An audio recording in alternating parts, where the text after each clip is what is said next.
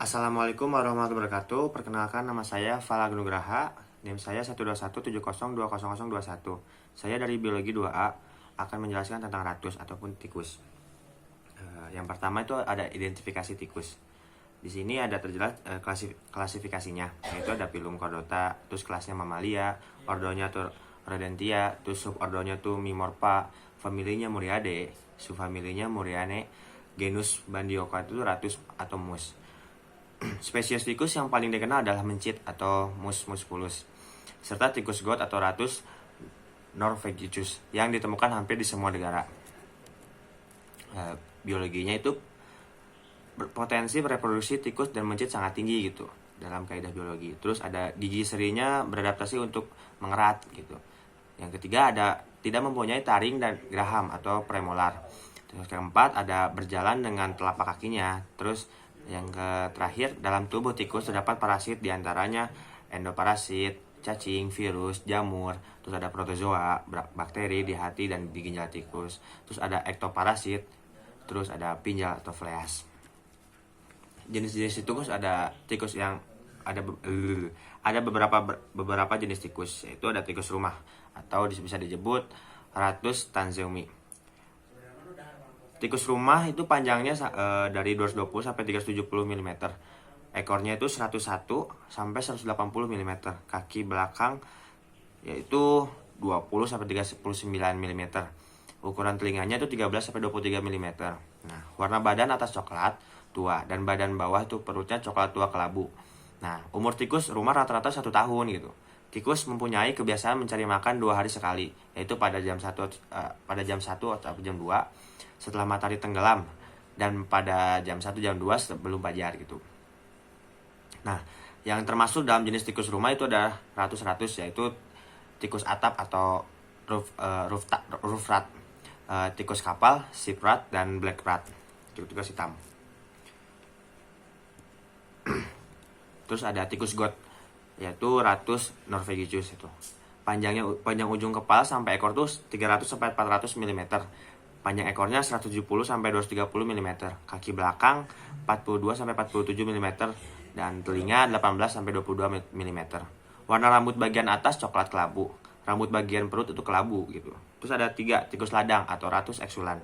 Panjang ujung kepala sampai ekor itu 139 sampai 365 mm.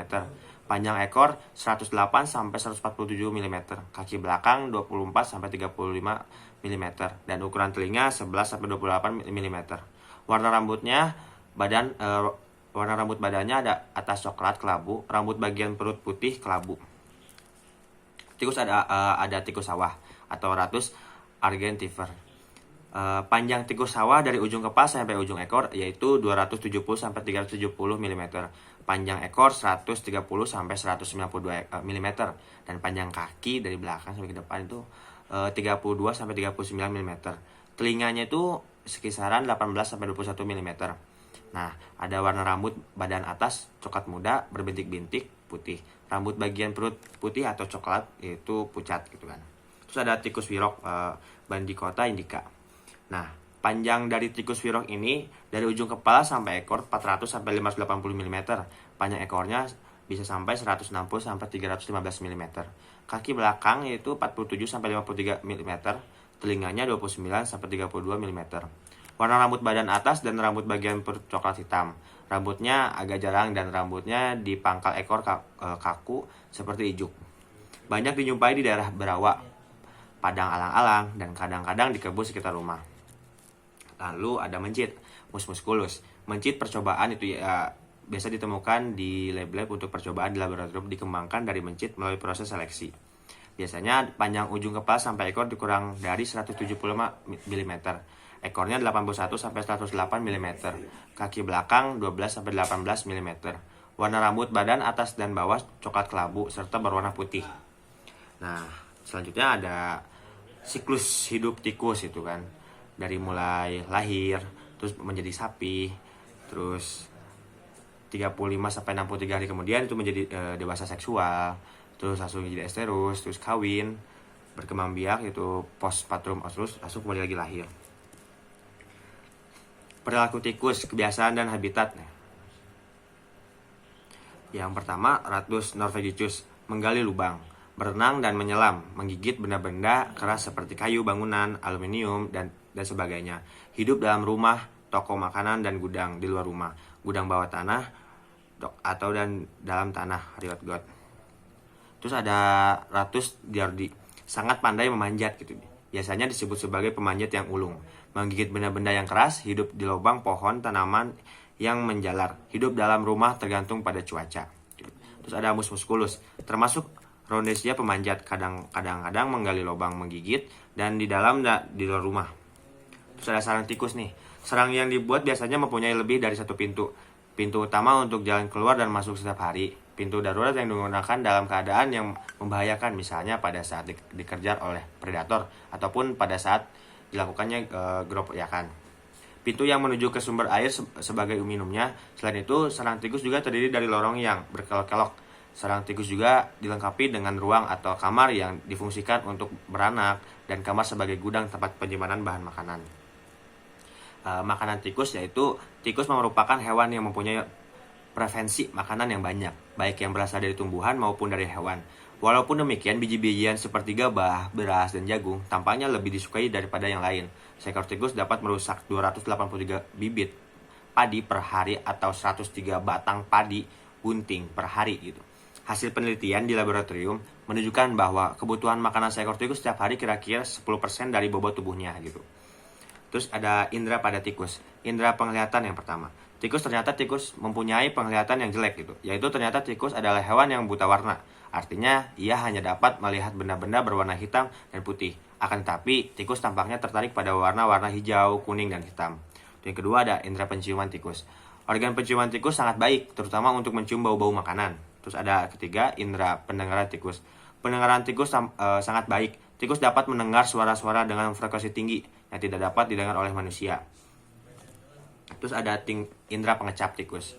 Rasa mengecap pada tikus berkembang sangat baik gitu. Tikus dan mencit dapat mendeteksi dan menolak air minum yang mengandung pelitokarbin atau mungkin ya rasa-rasa pahit lah. Terus yang kelima, yang terakhir, ada indera peraba atau penyentuh tikus.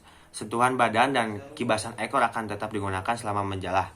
Kontak dengan lantai, dinding, dan benda yang lain dapat membantu dalam orientasi dan kewaspadaan binatang ini terhadap ada atau tidaknya rintangan di depannya. Ada tanda-tanda keberadaan tikus, yaitu ada dropping yang pertama. Adanya kotoran tikus yang ditemukan di tempat atau ruangan yang diperiksa. Itu biasanya ada ya, kalau misalnya di ruangan yang mungkin lembab ataupun jarang digunakan, itu mungkin ada kotoran-kotoran tikus yang mungkin sengaja sebagai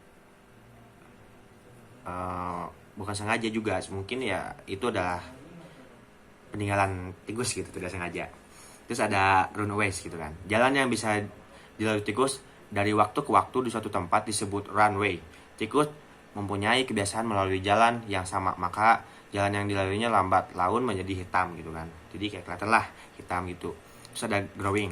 Growing merupakan bekas gigitan yang dapat ditemukan. Nah, bila ada barang-barang ataupun benda atau makanan ataupun ya kita mungkin bisa lihat kayak sepatu ataupun apa yang mungkin kegigit tikus atau barang-barang lainnya, itu mungkin menjadi ada tikus gitu kan. Terus ada burrow. Burrow adalah lubang yang terdapat pada sekitar beradanya tikus seperti dinding, lantai, perabotan, dan lain-lain gitu. Terus ada bau. Tikus akan mengeluarkan bau yang disebabkan oleh tubuh tikus atau urinnya gitu kan. Karena yang kita ketahui ketika tikus ada di rumah ataupun di tempat-tempat yang tertutup, itu baunya menyengat sekali gitu. Itu yang ditinggalkan oleh tikus. Terus ada tikus hidup. Tikus hidup akan berkeliaran walaupun hanya sebentar gitu. Jadi kayak mungkin ketika kita sedang diam, mungkin tikus juga bisa jadi juga tiba-tiba lewat gitu kan. Nah, terus ada ditemukannya bangkai tikus baru atau lama di tempat yang diamati gitu kan. Terus ada aspek kesehatan masyarakat gitu. Penularan dan penyebab tikus. Penyakit bersumber rodensia yang disebabkan oleh berbagai agen penyakit seperti virus, rickettsia, bakteri, protozoa, dan cacing dapat diluruskan kepada manusia secara langsung, sedangkan secara tidak langsung dapat melalui feses, urin, dan ludah, melalui gigitan vektor, ektoparasit, tikus, dan mencit, atau dalam kurung, kutu, pinja, caplak, atau tungau. Data dari International Leptospirosis Society atau IAS menyebutkan bahwa Indonesia dinyatakan sebagai negara insiden leptospirosis tingkat 3 di dunia untuk mortalitas dengan kisaran kasus kematian antara 2,5% sampai 16,45% atau rata-rata 7,1%. Tikus merupakan reservoir penting bagi bakteri Leptospira karena 50% tikus dapat mengeluarkan bakteri Leptospira secara masif atau terus-menerus melalui urin, kencing selama hidupnya tanpa menunjukkan gejala sakit. Servorar Leptospira yang ditularkan oleh tikus merupakan servorar yang paling berbahaya dari semua reservoir yang ada gitu kan. Nah, ada penyakit yang disebabkan oleh tikus. Yang pertama adalah leptospirosis. Leptospirosis merupakan infeksi akut disebabkan oleh bakteri Leptospira berbentuk spiral yang menyerang mamalia dan dapat hidup di air tawar selama lebih kurang 1 bulan lah gitu. Tetapi dalam air laut, selokan dan air kemih yang tidak diencerkan akan cepat mati gitu. Bakteri ini masuk ke dalam tubuh manusia melalui selaput lendir atau mukosa, mata, hidung, kulit yang lecet atau makanan yang terkontaminasi oleh urin hewan terinfeksi Leptospira. Maka inkubasi selama 4 atau 19 hari gitu. Terus ada pencegahannya di sini. Yang pertama ada menyimpan makanan dan minuman dengan baik agar terhindar dari tikus gitu. Terus mencuci tangan, itu menggunakan sabun dengan benar gitu kan. Terus mencuci kaki juga gitu. Terus apalagi harus mandilah gitu. Karena kita harus mencegah bakteri yang menempel. Terus ada menghindari adanya tikus di dalam rumah atau gedung gitu kan. Terus menghindari pencemaran oleh tikus, melakukan divensitasi terhadap tempat-tempat yang tertentu yang tercemar oleh tikus, meningkatkan penangkapan tikus. Terus ada sanitasi sekitar rumah dan lingkungan. Higien perumpangan dilakukan dengan menjaga tangan selalu bersih gitu. Selain terkena air kotor, tangan dapat tercemar kuman dari binatang piaraan yang sudah terjangkit penyakit dari tikus atau hewan liar gitu kan. Terus hindari kontak dengan kencing binatang piaraan gitu kan. Dan mungkin bisa lihat lagi selanjutnya. Terus ada pengobatannya nih. Pengobatan dini sangat menolong karena bakteri Leptospira mudah mati dengan antibiotik yang banyak dijumpai di pasar seperti penisilin dan turunannya lah amoxicillin atau mungkin streptomycin atau tetrasilin atau mungkin bisa juga erythrosmilin. Bila terjadi komplikasi, angka kematian dapat mencapai 20%. Segera berobat ke dokter terdekat kalau misalnya sudah muncul gejala seperti itulah. Terus ada penyakit yang kedua, ada plague atau penyakit pes atau sampar atau mungkin lapaste. Penyebaran penyakit plague atau pes plague disebut juga penyakit pes, adalah infeksi yang disebabkan oleh bakteri Yersinia pestis atau Y. pestis dan ditularkan oleh kutu tikus atau flea. Xenophila xenopus dan pes terbagi menjadi dua, yaitu ada pes bubo atau pes pneumonic. Ada pencegahannya nih. Nah, orang-orang mungkin tahulah gitu. Orang atau binatang di sekitar penderitaan plague harus diobati dengan antibiotik selambat-lambatnya 7 hari setelah kontak dengan penderita gitu. Terus memakai sarung tangan, baju panjang, masker dan Google atau ya kacamata Google ataupun mungkin bisa memakai face shield gitu kan. Terus pada waktu kontak dengan penderita plague gitu kan. Terus tidak mengizinkan kucing makanan tikus, kelinci atau binatang hidup berdarah panas lainnya gitu kan. Terus ada tidak mengizinkan kucing bermain di luar rumah. Terus mengontrol populasi tikus dan kutu di lingkungan Anda gitu kan. Terus vaksinasi plague apabila akan berpergian ke daerah epidemi plague. Ada pengobatannya nih untuk penyakit plague. Pada manusia dan kucing dapat diobati dengan streptomycin, tetrasilin, doxycycline atau gentamicin. Streptomycin dosis tinggi terbukti lebih efektif mengobati plague. Penicillin tidak efektif untuk penyakit plague. Diazepam diberikan untuk mengurangi rasa lelah. Heparin biasanya diberikan apabila terdapat gejala pembekuan darah gitu. Terus ada rabbit fever atau demam gigitan tikus. Nah, rat gigitan demam RBF adalah penyakit sistematik yang disebabkan oleh bakteri Monofilament Streptobacillus yang dapat diperoleh melalui gigitan atau goresan dari binatang pengerat atau menelan makanan atau air yang terkontaminasi dengan kotoran tikus. Gejala-gejala yang disebabkan oleh penyakit ini adalah demam, mual, muntah, sakit kepala, nyeri punggung, dan sendi. Nah, pengendalian vektor tikus. Menurut WHO tahun 2005, vektor adalah serangga atau hewan lain yang biasanya membawa kuman penyakit yang merupakan suatu risiko yang bagi kesehatan masyarakat lah gitu. Terus ada pengendalian kimia ini. Pengendalian kimia dengan cara kimiawi dilakukan dengan menggunakan umpan yang mengandung rodentisida atau racun tikus. Terus pengendalian secara kimiawi dilakukan semata-mata atas pertimbangan bahwa pengendalian secara mekanis tidak memberikan hasil yang optimal. Pengendalian secara kimiawi tidak digunakan pada lokasi yang terdapat aktivitas pengolahan produksi makanan atau farmasi atau area sensitif lainnya. Nah, pengendalian lingkungan nih perlu banget nih kawan-kawan. Minimalisi tempat bersarang atau Harboganes antara lain eliminasi rumput atau semak belukar, terus meletakkan sampah dalam gerbek atau tempat sampah yang memiliki konstruksi yang rapat gitu, kuat, kedap air, mudah dibersihkan, bertutup rapi dan terpisah dengan baik. Terus meniadakan sumber air yang dapat mengundang tikus karena tikus membutuhkan minum setiap hari gitu kan. Terus ada menyimpan semua makanan atau bahan makanan dengan rapi di tempat yang kedap tikus. Kayak mungkin lemari besi gitu kan.